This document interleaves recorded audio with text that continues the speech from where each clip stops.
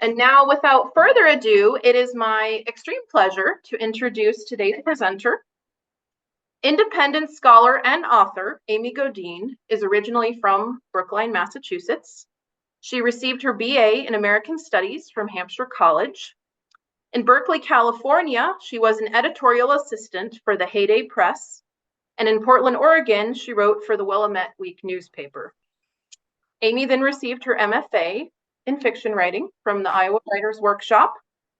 She has been writing and speaking about ethnic, migratory, and Black Adirondack history for more than 3 decades.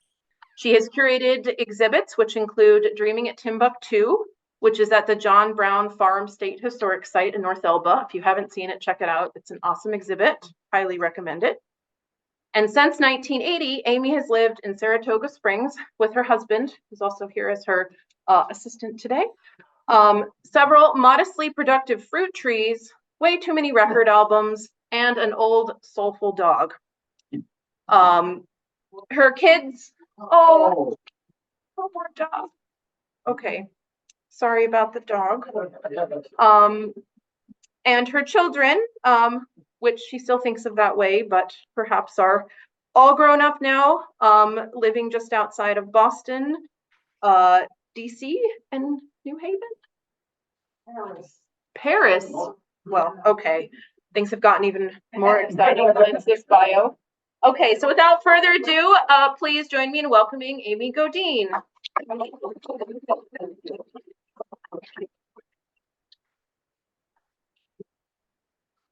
It's really a pleasure to be here. Again, the last time I was here, I was researching this story, and I was just digging into it, and it was so overwhelming. And I was looking specifically into the St. Lawrence part of it, which I'll talk about toward the end of the lecture. It came as such a surprise. I think still needs to be examined much more deeply than I did, hopefully by one of you. I want to thank Carlene, your wonderful director, for taking an immediate and eager interest in bringing this talk here. And I think this audience should also thank Carlene for her very keen concern. Well, yes, but you should thank her for her concern when I revealed to her I had no PowerPoint. She told me you really like those PowerPoints. A picture is as good as 1,000 words, and I couldn't agree more, but here's my difficulty. There are no pictures, not any of the Black settlers, not any of their, at least while they were farming, while they were on their land, nothing of their children, their parents who came with them, their wives, no women, pictures in this whole thing. It was a bear. No images of their homes, their gardens, their barns, or their fences. They're all gone. When poor people left poor farms, the buildings give up too. Rot sets in from the bottom, seeping up from sodden soil, and all wood cabins crumble. Neighbors took away any leftovers worth salvaging, hearthstone, iron kettle, any cedar shingles that were still intact, and long winters and wet spring macerated what was left. So in my book, I do have photographs of a couple of grantees and their grown children looking very tired and preoccupied and much older than their years, and all their vigor and their hopes for this work long behind them. And this I don't want to show because this is not my story today. So no PowerPoint for you. And if you like history, and you do, because that's why you're here, and then you like reading, and your imagination is going to PowerPoint everything I say. That's my hope. The first picture to call to mind is the second New York Constitutional Convention. And I want to say right at the outset, I am going to be reading a talk more or less, because if I don't, I'm going to get off track. And it's going to take even longer than it will. So I want to stay focused, and that's why I do this. So bear with me. Anyway, at the second New York Constitutional Convention in Albany in 1821, and that's really where I think my story starts, white delegates from all over the state convened to argue, among other issues, the fate of voting rights for the working poor. Prior to this year, New Yorkers, Black and white, had to show ownership of $100 in property to gain the right to cast a ballot. Poverty was penalized, excuse me, but the penalty itself was colorblind. In 1821, that changed. For poor Black men, the property requirement for voting shot up to $250. For poor white New Yorkers, it was canceled. The law was racialized in that year. Poor Black men were disenfranchised, made invisible, made mute. Why in 1821 did this impress the delegates as a necessity? I think we have to remember that in this year was only 6 years ahead of what was coming down the pike in 1827, which was total abolition for Black New Yorkers. And I think the emancipation of Black men in the state for anxious whites augured the emergence of a voting bloc that would surely go for anti-slavery candidates and anti-slavery legislation.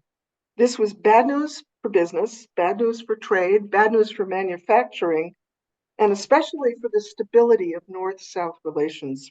The racialized property requirement of 1821 subverted and disabled a prospective lobby before it had a chance to form. It's a preemptive strike against it. And there wouldn't be another constitutional convention where this could be argued for 25 years.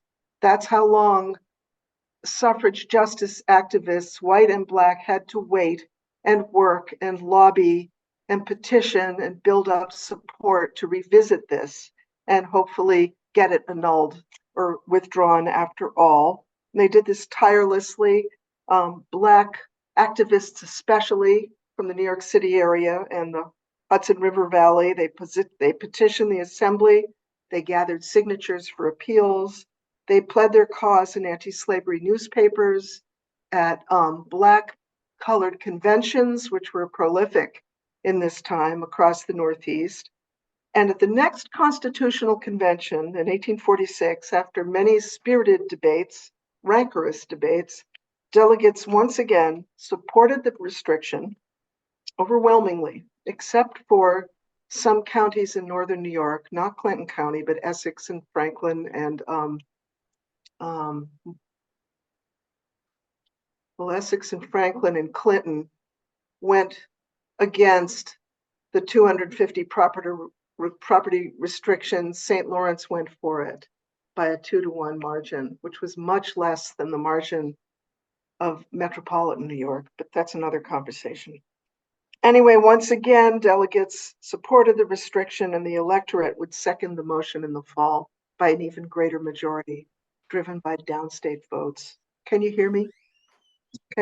Okay, enter Gerrit Smith's new resolution. This is a spectacularly, as many of you know, wealthy land baron who had inherited a massive land from his father, who had been a fur trader and a partner of John Jacob Astor, and got through somewhat unscrupulous means, it seems like, from what I've learned, much of his land from indigenous people at no cost, and made a fortune selling it, and then gave it to his son, who was with it.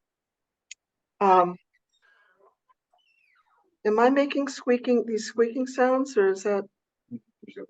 Oh, okay. I wonder what that was. Maybe it was a cat. What do you think? Someone just left the screen grinning, so somebody's up to something. Anyway, few white abolitionists enjoyed so many warm friendships with Black activists as Gerrit Smith, and few knew their concerns so intimately. In August 1846, as the convention was happening and as the writing was on the wall that this convention too was going to go against equal rights for Black voters, or any rights for Black voters, Smith wrote a long letter to 3 Black friends in Manhattan. Since the state has determined that Black men must become landholders, that they may be entitled to vote, he wrote, they will become landholders. Vote they will, cost what it will. Smith had tried to sell his wild Adirondack land at auction. Some were buying it, not enough. He lived too far from his vast Adirondack property to manage it with care. and owning so much unused property did not square with his equalitarian ideals. His new land distribution plan would express a kind of environmental distributive justice. It offered a home-owning solution for urban Black New Yorkers who could not hope for decent housing of their own in congested city slums. It modeled interracial collaboration, and it exemplified affirmative action a century before we had the words for that concept. And it would facilitate Black access to the ballot. As Smith wrote his Black friends in Manhattan, I'm paraphrasing here, I know poor Black New Yorkers have it just as badly off as Black people, but white men can vote.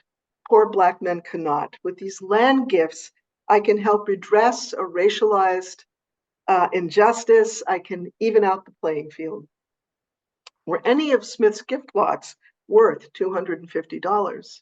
Several people who've been writing about this have suggested he gave them the land so they could vote. It was an even trade. But in fact, the best readings of the land suggest few were worth more than 50.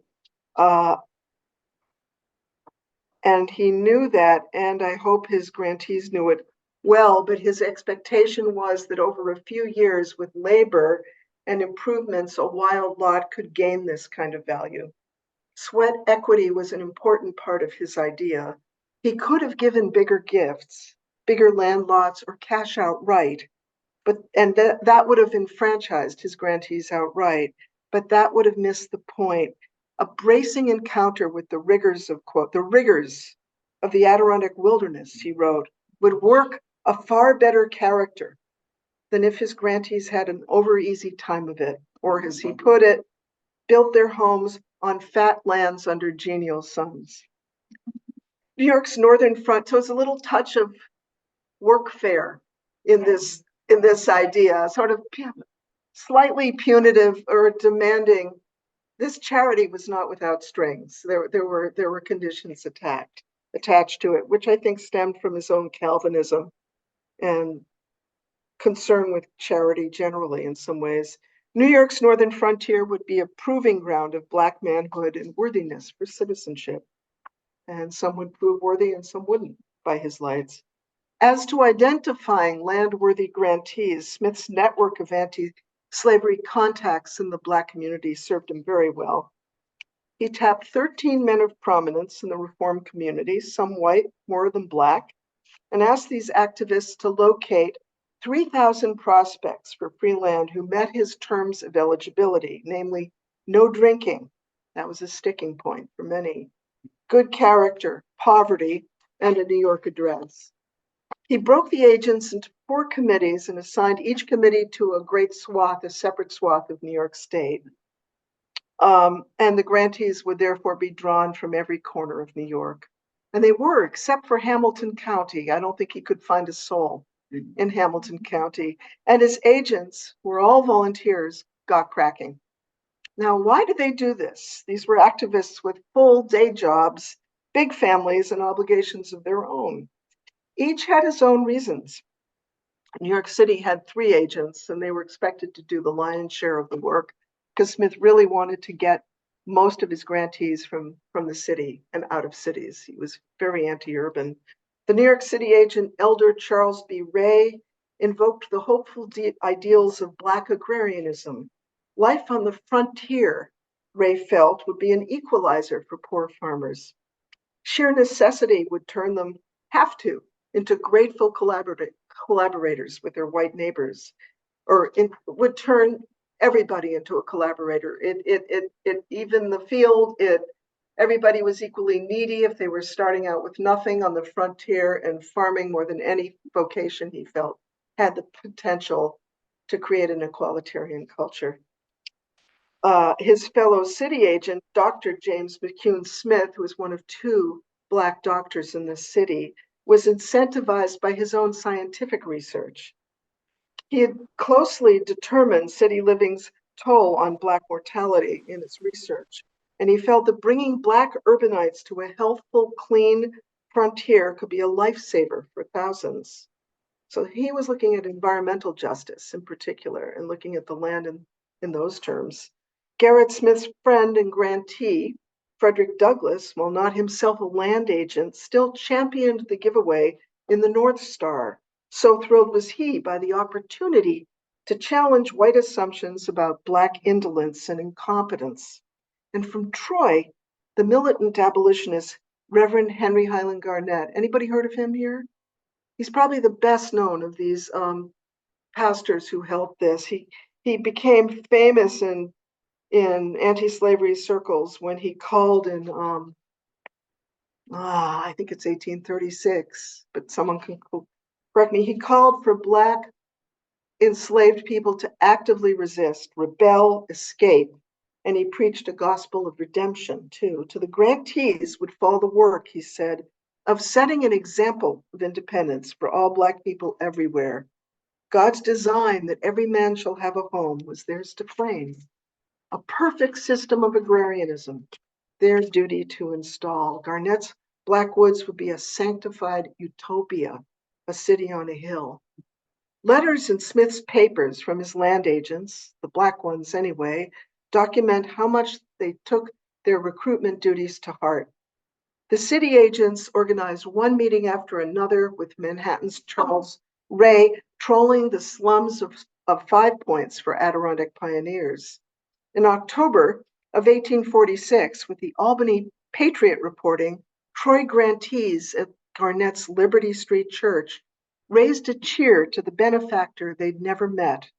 William Jones, who'd once been enslaved and was a Troy grantee, declared that God, quote, had opened a way for many by touching the heart of Mr. Smith. Shame on the human who will not improve the opportunity. Once, Jones said, he used to, quote, drive the carriage of an old drunken slaveholder. No more. Soon I hope to drive my own team and lead my own horse to water and get thumped. Oh, wait. Once he was compelled to clear up 10 acres for another and do other work and get thumped in the bargain. No longer. When I reach my little farm, with my Liberty axe, I expect to clear up 15 acres annually. Thanks to his new deed, swore Jones, I will cut down my own tree, build my own cabin, plant my own grain, eat the fruit of my own soil. By 1852, Smith's 3,000 deeds all had takers. The agents had pulled it off. So what went wrong? Why did so few of Smith's deed holders move on to their land? No one ever settled on that wild land Smith had parceled out on the Hamilton-Herkimer County line.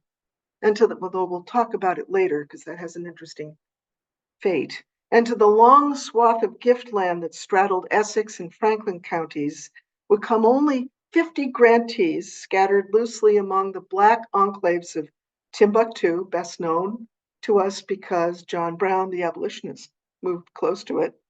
Freeman's Home, where Brown first settled. Blacksville, where he had a great friend, another grantee, named Willis Hodges, more on him later. Negro Hill and Negro Brook. And on farmsteads in Duane, Averyville, and Franklin, Black settlers came to include full families. I can jack the number up to 200. And if I bundle in deedless settlers who came to support this effort, even though they didn't have a grant of their own, and the several grantees who settled beyond these core neighborhoods, and the freed people who came north after the Civil War because of what they heard about these colonies, I can push the number all the way to 250, but still, out of 3,000. No wonder the mortified land baron moved briskly on to other projects and put his land giveaway behind him. Not until 1857 could Horace Greeley persuade Smith to speak candidly about his scheme of justice and benevolence, as he called it, in Greeley's famous newspaper. What the heck happened up there? Greeley wanted to know. Smith conceded that perhaps he might have given land away where it was easier to farm. That would have made more sense. But then, in a letter that ran in Whig newspapers all over the country, he dialed it right back. Quote, white men who live there in the Adirondacks can support their families by very hard work and very frugal habits. Why then, considering the character of the colored people, should we expect them to do much in such a country? This racialized indictment of his own grantees, faulting them for some essential lack of character, of will, lack of capacity, would feed historians and memoirists and John Brown biographers the boilerplate they needed to dismiss this giveaway and its recipients for another 150 years.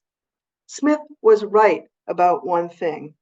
His expectations were too high, but not because he'd overestimated his grantees. He hadn't done his homework. He had underestimated grievously the depth of Black impoverishment. Agricultural historians reckon that in these antebellum decades, only those who set out with $1,500 or more in startup money stood any chance of making out on a new frontier. Those who couldn't underwrite their first few years gave up and went back home. Black New Yorkers who had this kind of nest egg were ineligible for Smith's largesse. For the rest, the move that Smith hoped to launch was simply starkly unaffordable. The grantees understood this. Smith, at his far removed from their experience, could not. Nor would he anticipate their concerns about their welcome, some of which were justified, as one Black agent, Reverend Jermaine Logan, a Syracuse man, would discover. In March 1848, the North Star, Douglas's paper, published Logan's long report on his visit to the Giftlands. Logan had good things to say about the land itself and the progress of many pioneers, but he cautioned prospective settlers to look out for opportunists and tricksters. Some white guides had led credulous grantees to lousy lots, then coaxed them to sell their deeds for pennies. Pick your white friends with care, Logan urged, and named 9 white Adirondackers the new pioneers could trust.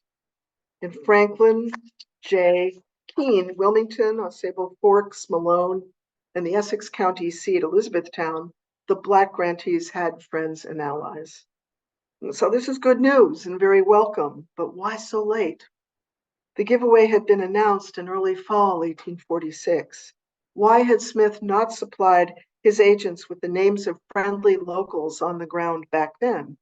This was a mistake, and also Smith's failure to anticipate and prepare. Another mistake was Smith's failure to prepare the grantees for the resistance of poor white Adirondackers who might have appreciated free land from Mr. Smith as well, and who, moreover, liked to farm, knew how to farm, and had proven their devotion to Adirondack farming over years and sometimes decades.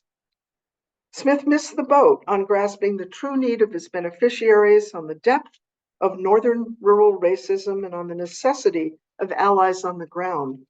And no fault of his, excuse me, he could not foresee the devastating impact of the fugitive slave law of 1850 on the prospects of his plan. The all-white Adirondacks, always something of a mystery to Black people, gained a more uneasy reputation still after the enactment of this law, which surely ramped up anxiety among prospective settlers about racist, bounty-eager neighbors. So William Joines of Troy, who we heard of lifting up his Liberty Acts, and spoke so eagerly of starting his farm on his new gift lot, never did make the move. He'd been enslaved once. Nobody was going to send him south again. Nor would any of Smith's Black agents move on to their gift land, even though they spoke of it hopefully when they first got their land from Smith. Their priorities had shifted. If they hadn't themselves fled to Canada or England, they were too busy helping fugitives pour into the city to experiment with country life. So why do I count any part of Smith's great scheme of justice and benevolence a success? What about it possibly went right? In his view, nothing. Even when the Black grantee John Thomas wrote him a long, revealing letter describing the profound impact Smith's philanthropy had on him, an ex-slave, a fugitive, now a successful farmer in the hamlet of Franklin, and a voting citizen, Smith kept the letter but did not answer it. He did not care to be reminded of the failed project. He could not see beyond his own dashed expectations, but we can. And when we focus on the ones who stayed, not the ones who left or the ones who never came, I think we find another story. On this unpopulated frontier where settlements are just waking up, 200, 250 Black people, new community builders, make a difference. The Black pioneers served as town appointees, fence watchers, overseers of roads, constables, tax collectors. Schools were integrated here, churches too. Two churches were co-founded by John Brown's friend, the Troy grantee Lyman Epps, famous among Brown's biographers for staunchly spurning Brown's several entreaties to head south and take up arms against enslavers and their allies. Instead, Epps waged his own war on white supremacy in his new agrarian community, challenging his neighbors' notions of Black indolence with his own productive farm, his good name as a wolf slayer, his piety, and his civic zeal. The Epps family were co-founders of the first town library. They dominated a church choir. They started the choir. They were temperance zealots and members of the local chapter of the International Order of Good Templars. Lyman Epps guided sportsmen, cut a trail across Indian Pass, the first one. Here was a man of parts. To the north, in St. Armand, the Hazard family would work two farms. Alex Hazard farmed. He also guided for guests of the acclaimed Adirondack innkeeper Paul Smith. He and his brother Charles Henry served on fire crews and town roads and helped organize their community's first cemetery, as the scholar Sally Svensson revealed in a wonderful article about that cemetery's founders. In North Elba, Franklin, and St. Armand, poll lists and the census show Black men voting, and early on, white Adirondack, this is a really interesting part too. White Adirondackers, their neighbors, backed up their Black neighbors' claims for land redemption when the county seized land for unpaid taxes. And Black Adirondackers did the same for their white friends. And no race was ever named in these appeals, no indication of color. A county historian relays the story of a bounty hunter tracking the Black farmer John Thomas almost to the latter's farm in Franklin. Thomas had fled enslavement many years before, but when Thomas's white neighbors told the slave hunter that Thomas was armed and waiting for him, and they'd be waiting for him too, the interloper fled. White neighbors furnished testimony to assist Black Adirondack Civil War veterans' bids for military pension justice. And this testimony, deep in the affidavits of the National Archives, offers yet more proof of a rough, imperfect social parity in this diversified frontier. This fragile parity, born of a frontier culture of mutual dependency, was unimaginable in the towns and cities these settlers left behind, and it would not outlive the demise of Adirondack subsistence farming, that equalitarian landscape. As farms consolidated to meet the demands of an emergent market, poor farms, white and Black, were marginalized, out of step, as were poor people, period, I think. I just shared a book talk last night with a writer who's just published a wonderfully interesting sounding book on eugenics in Vermont. And her point is the target of the eugenicists was as much class-driven as it was racial or anti-foreign. It was also about anxiety about poverty generally and the culture of poverty. And I feel the same thing is happening in a different way in the Adirondack region. But again, that's another lecture. Anyway, the self-providing backwoodsmen of mid-century, the mid-1800s, were the progressive era's thriftless throwbacks. Travel writers, conservationists, excursionists, and eugenicists hoped to scrub them from the view. Late 19th century Adirondack County historians put a very heavy emphasis in their books on the purebred Anglo rootstock of the early pioneers. The new Adirondack service economy that catered to visitors and tourists would furnish Black people with jobs in hotel kitchens, laundries, and town dumps, but steady economic advancement favored no descendants of Smith's trailblazing pioneers. But while farming still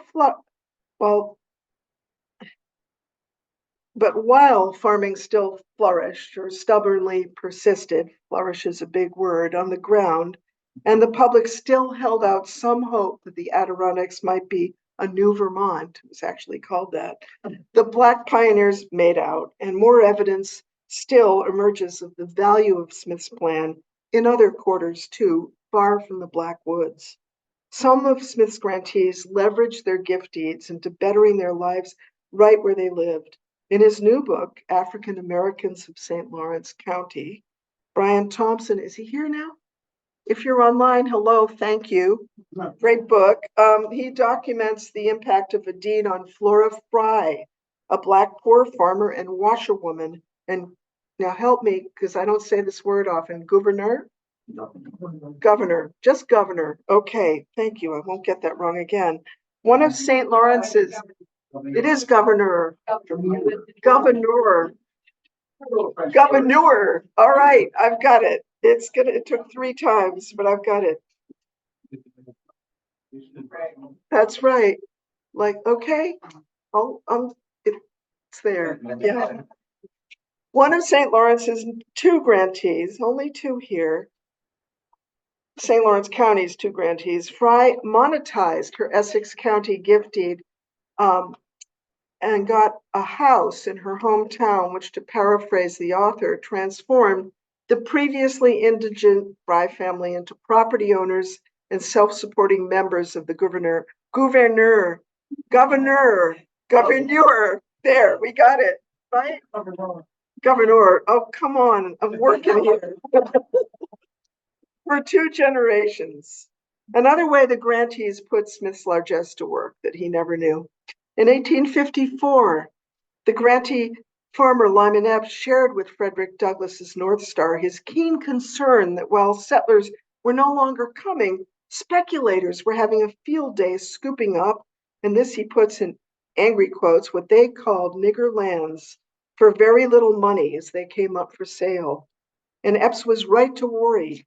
Lumbermen had transformed Adirondack rivers into crowded highways for mill-bound logs, and the thickly forested giftland was gaining value fast. But what Epps didn't realize is that not only white racist speculators were taking an interest in the giftlands, Black speculators too, including activists who had advocated for Smith's initiative, were also buying up gift lots when they came up for auction. That is to say, when the grantees let them go for taxes, they reverted to state or county and they came up for sale. Was this opportunistic? Why not? The land agent elder Charles Bennett Ray's speculative investments, which were considerable, helped him cover mission work in city slums, set up fugitives in safe houses, including his own, and attend numberless Black rights meetings and conventions far from his Manhattan home. Smith's agent in Syracuse, Reverend Jermaine Logan and his wife Caroline, their speculative forays meant they could afford the help they gave to fugitives, which was prodigious. The Logans helped more freedom seekers get to Canada than any other abolitionist couple in their time. Some 1,500 fugitives streamed through their home, each needing food, clothes, transportation, and housing. Why not speculate and make the money that made it possible to do that good work? My favorite account of a Black New Yorker who took a speculative interest in the giftland I found by happenstance in the New York Times of 1903. The subject of the article was a looming legal fight between 3 Gilded Age magnates of repute, Cornelius Vanderbilt, J.P. Morgan, and former 3-time New York Lieutenant Governor Timothy Woodruff, all of whom had bought or built sumptuous great camps on wild tracts in Hamilton and Herkimer counties. This was the same land the late Gerrit Smith had earmarked half a century before for his grantees, none of whom moved to it. And the Black speculator and reformer George T. Downing had his eye on this land for years. And in 1870 or after, he bought, this is Downing, 400 lots in this district with the intent of willing them to his grown heirs. Unfortunately, He failed, for whatever reason, to register his purchases in Adirondack County courts, so the titles were unsound. Nevertheless, his heirs felt they had a crack at reclaiming these titles or gaining some compensation, so they hired the best Black lawyer they could identify in Brookline to take on the tycoons. And this obviously made headlines all over the Northeast. And it came to naught. It was either dismissed or settled out of court. I still can't figure it out, but for our purposes, the story is powerfully significant. The reason 1870 was the year Downing was able to buy this land, the Times reporter said. Can anyone guess what happens in 1870 that speaks to the core incentive for the land gifts? This is the year that Black voting rights for all male Americans are guaranteed by a constitutional amendment. After 1870, Smith's Black deed holders no longer needed their gift deeds to exercise the franchise, to prove they could meet the property requirement in order to vote. But until that time, for a quarter of a century since they first got the deeds, they were putting them to work. So Smith's great hope was in some measure validated, and he never had a clue, I don't think. Other behind the scenes proofs of the influence of Smith's idea: in the first years after Smith's plan was publicized in the anti-slavery papers, he was approached, and now we come to St. Lawrence County. He was approached by Black entrepreneurs who, emboldened by his scheme, were organizing land companies of their own and hoping to buy land on the cheap from Smith himself. The most successful of these Black-founded land colonies was in Florence and Oneida County, another lecture. But the ones I want to mention here were St. Lawrence County bound initiatives. They didn't originate here, but this was the destination. None came to much. An 1846 proposal out of Albany from 4 Smith grantees, relatively prosperous men and active civic leaders in their community, inviting Smith to hold a 75,000-acre parcel for them while they drummed up funds to buy it, flamed out when Smith informed them he held no land ever without a payment in advance. Another land scheme from a New York Immigration Association got a little further. Smith liked its constitution, and the agent, a Black activist and seaman who came to Peterborough to promote it, impressed him a great deal. This land company, based in the city, had its eye on Smith's St. Lawrence County land, sale land between Franklin County and Lake Ontario and the St. Lawrence River. That's a lot of land. But here, too, the directors wanted Smith to take the sale land out of play while they got up their funding, and Smith said, nothing doing. Quote, the rule of my land office is to reserve lands for no one. To refuse to sell when people offer to comply with these terms is to falsify my word. More credible was a proposal from another group, also city-based, New York City-based, among whose stockholders were Black reformers Smith quite admired, and whose names you might too. We've mentioned the speculator George Downing, and the ardent Back to the Land publisher and agrarian Samuel Cornish, and the esteemed African Methodist Episcopal Zion Bishop Christopher Rush, who recalled St. Lawrence County firsthand from his trips here in his youth and his early residency here with his enslaver, David Ogden. This outfit, the Anti-Slavery and Land Company, liked the looks of 4,000 of Smith's sale land, 4,000 acres of Smith's sale land in St. Lawrence County's Township 5. Its board included women, and among its directors were some Black metropoles with considerable means. But Smith and his land agents for the giveaway were uneasy about this prospect. They could get no feel for this group's long-range plans. And would this outfit be in competition with the giveaway itself? This is another concern. On the good side, this group gave Smith a $400 down payment and the assurance that all purchases were for the on-site use of Black buyers, because hands-on usage, not long-distance profit, was Smith's interest, not 4,000 acres to be flipped for speculation. Then the group's directors switch it up. Would Smith sell them another 20,000 acres more or less? Quote, these are in quotes. We believe that in a short time, the same could be possessed and occupied by our people as tillers of the soil. Things are sitting so heavily upon us in the city, and there's such an increase from the south here, which must have an opening, that we believe that an advantage like this would very soon be made use of. New York City's Black population had been dropping since 1840. Were these speculators expecting a fresh wave of self-freed slaves? Did they plan to make St. Lawrence County a home for fugitives? Was this why the group is called the Anti-Slavery and Land Company, and why it wanted land in this high corner of the state? In 1844, 15 St. Lawrence County towns or hamlets had an abolition church. Essex County, in contrast, had 4, and Franklin County 1. 5 St. Lawrence County towns boasted more than 30 Liberty Party voters each. That's a lot for a fringe party. Up here, where the slave power had enemies, freedom seekers would find friends.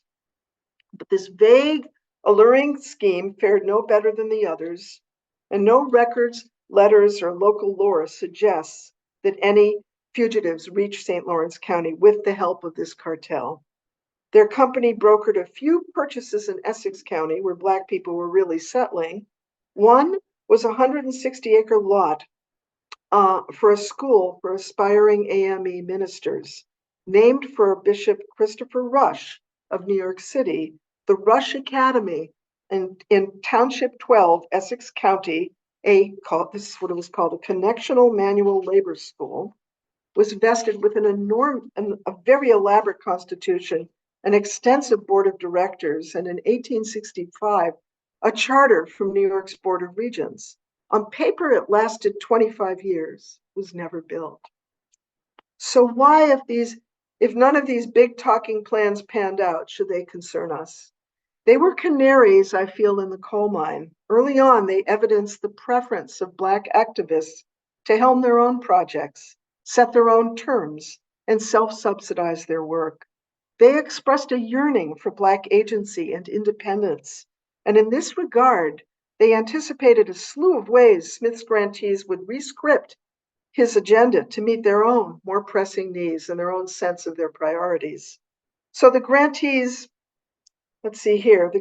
rewrote his idea when they rejected their gift lots and held out for better pieces. Almost every grantee that we've followed doesn't settle on his given land. They go for something better, and Smith always gives them something better if they have gone to the trouble of seeing it, finding it inferior, and identifying a better prospect. He's great about that. And what else? I lost my place. When they challenged Reverend Garnett's utopian fantasy of a perfect agrarianism and diversified their farming like their white neighbors with guiding, trapping, hiring out, and day jobs at the new hostels and hotels, they subverted Smith's original utopian vision. When they used their deeds to speculate, they did the same. And when they took their dreams of farming elsewhere, he wasn't looking or expecting that would happen, but a number of grantees leave the Adirondacks. Historians assume they returned to cities and they failed at farming, and that's why they left. In fact, they seek farms elsewhere, and they farm in Vermont, in Iowa, in the Dakota Territory, and in the Mohawk Valley. Kind of an amazing list. It wasn't they who vanished. It was history's concern when they stepped off and out of the Adirondack census. As for the frustrated land baron, I don't discount his effort either. Gerrit Smith's achievement was his prescience. The foresight represented in his scheme outdistanced its realization. We can't argue with that. It did counter suffrage repression with an inventive strategy. It enacted affirmative action and a route to affordable housing, self-subsistence, and food security. It modeled a way to equalize a wealth disparity. It shot for interracial collaboration. All his committees involved in this were interracial, and community building too. And some of these goals were actually realized. Brief as it was, and fragile too, the interracial peopling of this frontier is a legacy to honor, a marvel in its own time. And not just for Adirondackers seeking evidence of a racially diverse history. It's a gift too for all the people with no known connection to the Adirondacks who never thought and never dreamt this green world was theirs to claim. Thank you.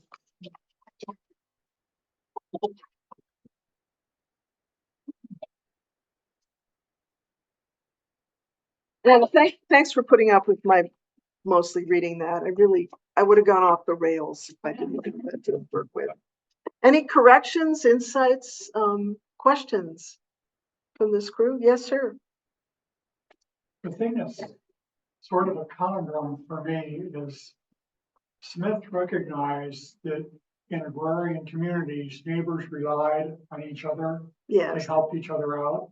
And that because of that, the color line sort of evaporated in agrarian areas where people were following husbandry as a. Well, it faded. Yeah. Yeah. So, okay, given that, I mean, and Smith wasn't a stupid man. The concept of giving out 40 acres here, and putting, the way it was done like a checkerboard at first, intentionally putting room in between. To me, it just didn't make sense. He didn't want to see the settlers. He had a horror of a non-integrated community. He didn't want to see, the word wasn't current then, but any ghettoization or any kind of insularity in the settlements. He wanted Black and white neighbors to be mixed up from the beginning. In fact, the grantees do look to live near each other when they ignore the gifts. They go to their friends. The Troy grantees live near each other in North Elba in so-called Timbuctoo. New York City grantees come up to the community called Blacksville. Franklin gets, or St. Armand gets people from Washington County who come over. People want to be near people they know, whether they're Black, French Canadian, Jewish immigrants. It's always the same story in the first generations. And then there's the spreading out. And this happens pretty quickly. That's exactly what happened with early white settlers who came from, of course, New Hampshire and Vermont. Yeah. They'd come and settle, and then other people from their area of Vermont would come to where they were. Yeah. Yeah. So he was fighting human nature on that one. But even when Black neighbors sought Black neighbors, their other neighbors were white. I mean, it wasn't ever hermetic or exclusionary on either side. At that point, when everybody's farming together or trying to farm or trying to live on the frontier, it does change, I feel, as all of America changes in the late 19th century. There's really a stepping back from some of this hopefulness. And that has a correlation with the rise of racialized science and new ideas, scientifically backed ideas of racial hierarchy and racial inferiority and so forth. And that impacts everybody. And then you see the Adirondacks gain its reputation as a kind of whitopia. The Lake Placid Club is founded at the turn of the century, and that becomes the nation's, oh my gosh, it's a mouthpiece for racist, exclusionary social culture. And that is extremely powerful influence in the region. And 100 social clubs follow suit, and hotels, summer camps, residential communities, and so forth. Yeah, not just the Adirondacks, all over it, but the Adirondacks had a bad case, I think. Still fighting with that legacy. Yes, sir. Do you have a sense of how, so in this process, one of the things, an idea of the book, How the Irish Became White. Yeah, it's a great book. Yeah. What was it? Did you come across discussions amongst people living in the Adirondacks, how they shape their sense of whiteness? Because they're and not being, I'm not French Canadian. That's a great question. Yeah. I mean, I don't think it's up to them.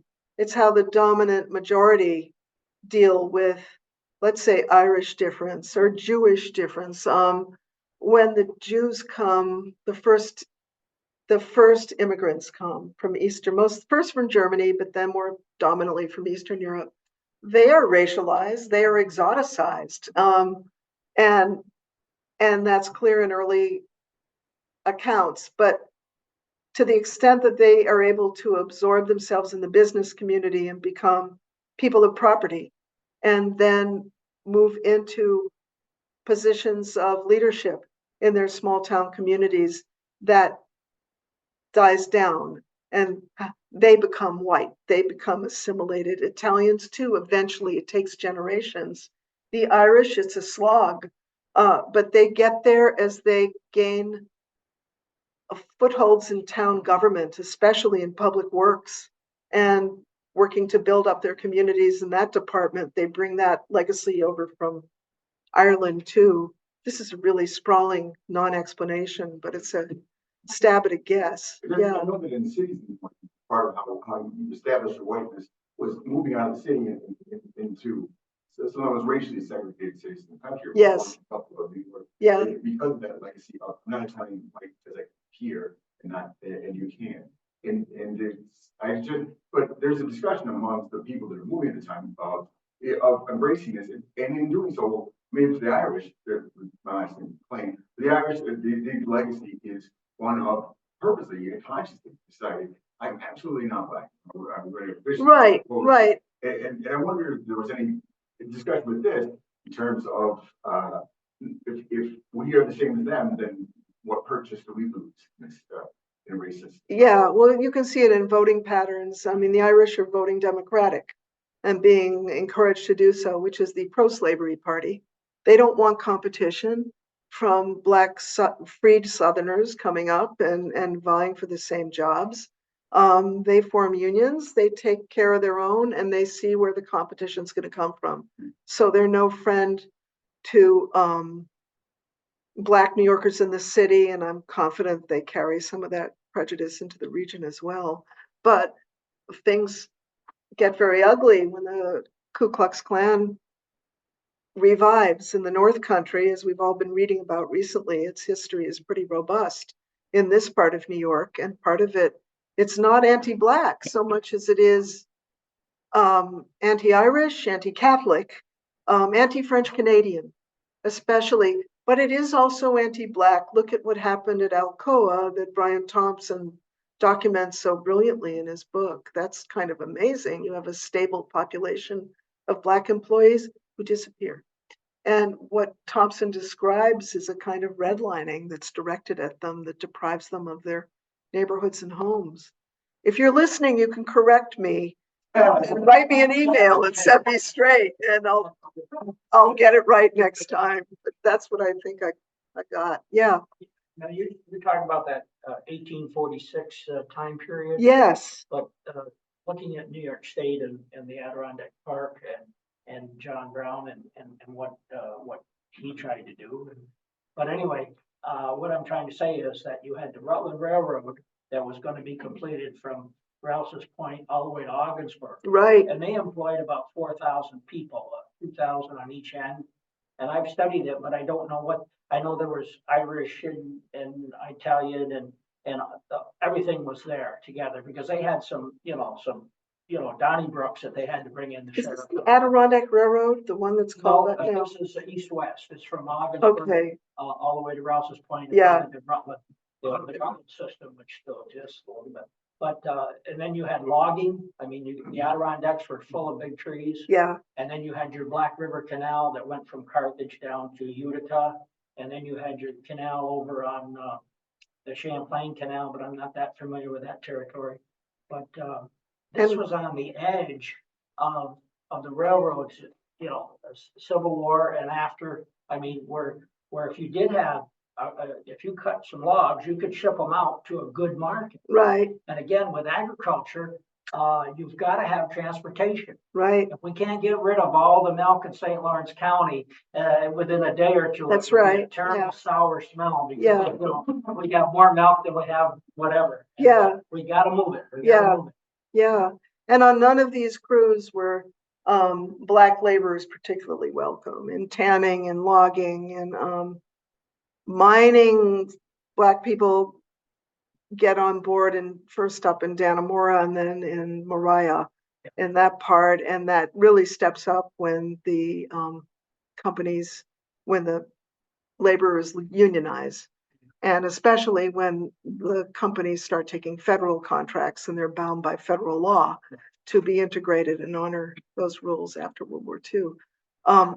But really, the extractive industries are not hugely welcoming to Black laborers, and the people I found who did work for the mining companies and for J&J Rogers moved back to cities where there's a more robust not a Of course, more the robust emphasis Black was going population. west at the time. If you That's couldn't make right. it in New York, you got on the train and you went west to Chicago and keep going west. So, it's, just, we have a census every 10 or 20 years, but you still can't keep track of them. No, Thank God for the internet. that was a big challenge for this history, because I have a really lively, exciting history of a settler, and I'd want to follow him to the end of his career, and then he'd freeze to death in the middle of his 3rd year there, and that really put a wrench in it. Yeah, and or another guy who was a terrific proselyte for the whole thing, a cartman in the city, and signs up about 10 people to take grants, and he's all set to come up himself, but the New York City mayor strips him of his cartman's license, and he can't make a living, and he can't make the move. So these things keep felling it over and over, felling prospects.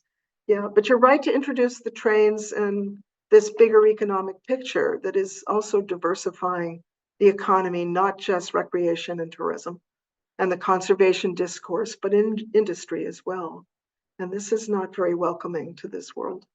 So that's another Question from the Zoom audience. Yes. So the question is, do you know if there were any interracial marriages or close friendships that occurred in this city? I think there are close friendships, but interracial, I think there are folks researching that in particular in the Adirondacks. I've paid attention to it, but not in the enclaves I was concentrating on. In more far-flung areas, there are stories. It gets really tough for these couples to manage without harassment. When Frederick Douglass marries a white woman, there's such an outcry in the white press and Adirondack newspapers too, suggesting this is the beginning of a whole new tide of miscegenation. Maybe it's time to bring back tar and feathering. This is in the 1880s or 90s, or I don't know, I forget. But it shows how close to the surface anxiety about interracial relations really are. And of course, that's at the heart of everything. That's at the base of everything. Yeah. Sorry? Zoom, yeah. I don't know if she has any. I don't know. Is someone there with a question? I can't tell. Yeah. Any more? Yes, sir. Thank you for making the trip up here, and I want to commend you on the book. One of the most rigorously researched works of scholarship I've read in a while. It's beautifully written. Well, I'm glad you think so. It took a while, so that's good. So I have a question. It seems like, from my understanding, I don't know, I teach a class at Adirondack Literature University in Lawrence, and it's kind of like two silos of social history in the Adirondacks right now. We're covering the indigenous presence and those stories. Yes. Your topic, right, the Black history, and I wonder if you came across many connections at all. I'm just thinking about. That's a great question. I'm glad you asked it. I should have addressed it.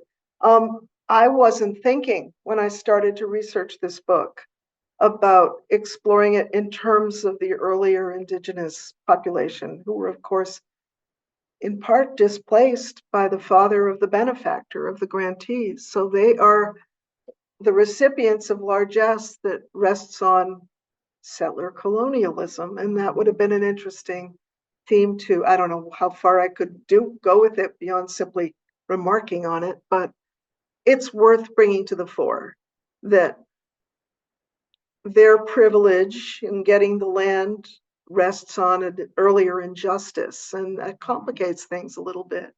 At the same time, I was fascinated to learn how several of the grantees who actually move the grantee settlers had indigenous background, who had Lyman Smith, easily the most prominent of the Black grantee farmers who celebrated in his community right up to his death, and his son too.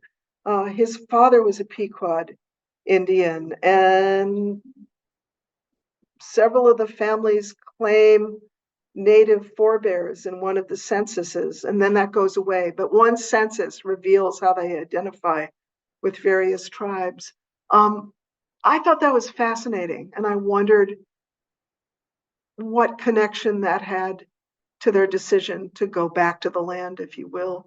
One Black grantee who was especially whose interest in moving to his land really excited the Black agent Charles Ray, because he was a terrific farmer in Flushing and he knew what he was doing. His name was Jonathan Mingo, and he goes up to look at his land. He's been an agent for the Colored American newspaper. He's gone to suffrage meetings. He's identified himself as a Black American in Flushing. He looks at the land.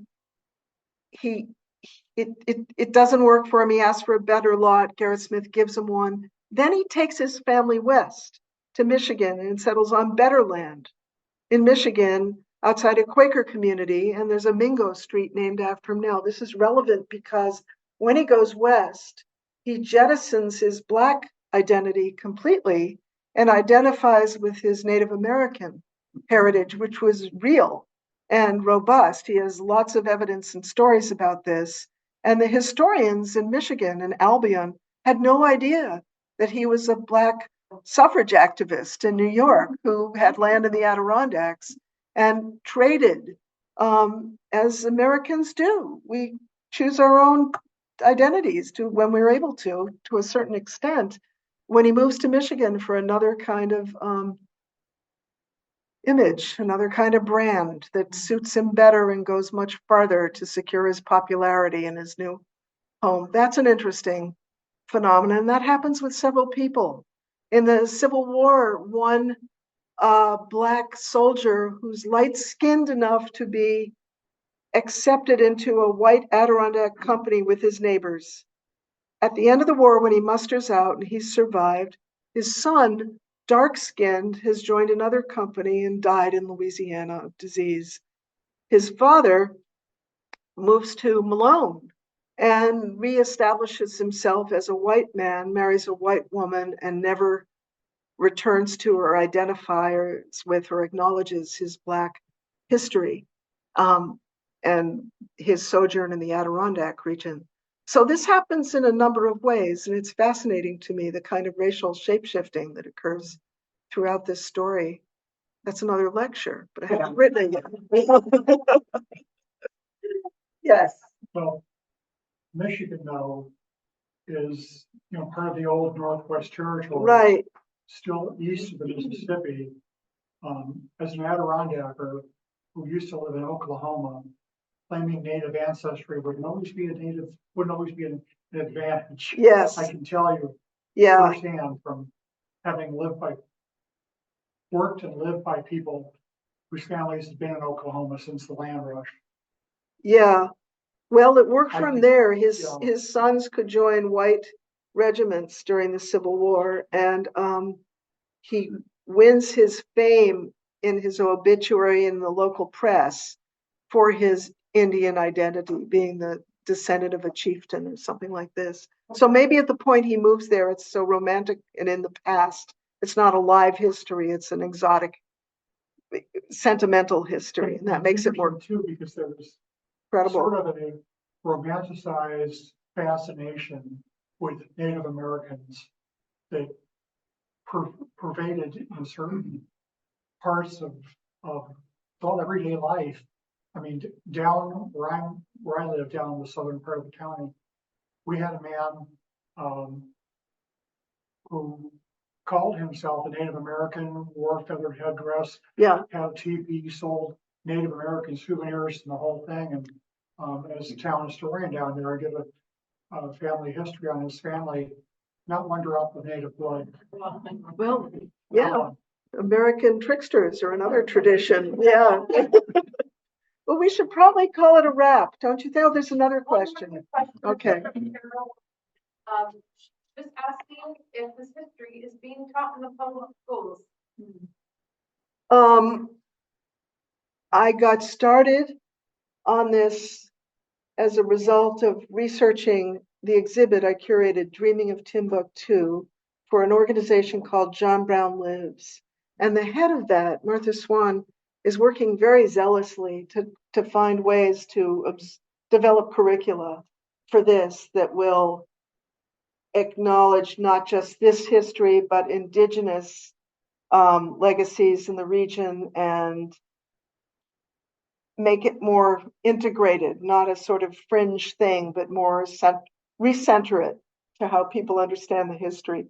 I'm not involved in that, but I'm really impressed with her effort to do that. So yeah, there's an attempt, at least coming out of the John Brown Farm State Historic Site. And beyond that, I'm not quite sure. It's a great question. The Underground Barrel Museum, which is next to El Sable Chasm. Yes. I know that they work with school districts in that area. That's great. Yeah. And they have, as my book does, championed the story of John Thomas, the self-freed slave who becomes he becomes a successful farmer in Franklin. And recently, another activist, Kurt Stager, saw to it that the Federal Bureau of Maps, whatever that's called, changed the name of a brook in Franklin that had gone by a racial epithet for a very long time to John Thomas Brook. So it's not just the sign for Timbuktu that's gone up. There's a sign now for John Thomas Brook that explains that story. There's another one for Blacksville. You're only a few miles apart, those two. That's right. That's right. Yeah, but honestly, reviving this history through historic signs is a very slow way to go and a very dull way to go. So we've got to come up with better ways to bring it to life. I think, though, I mean, the thing about the Underground Railroad Museum and also John Brown's farm, and there's a distance issue in terms of bringing kids in. It's a problem. So it's be more taken into the classroom and stuff. Yeah, and that's going to be a challenge, working this into people's histories. History. I think the fourth grade they still may do it, but I know as a junior high teacher, yeah, that when I first started teaching, local history was sort of displaced by upgraded curriculum. Right. So, is it coming back? I don't know. Yeah. That's a great question. Yeah. I'll learn more from Martha about what exactly is being done so I can answer that question more exactly in the future. Will be good. Well, thank you so much, Amy. Oh, thanks.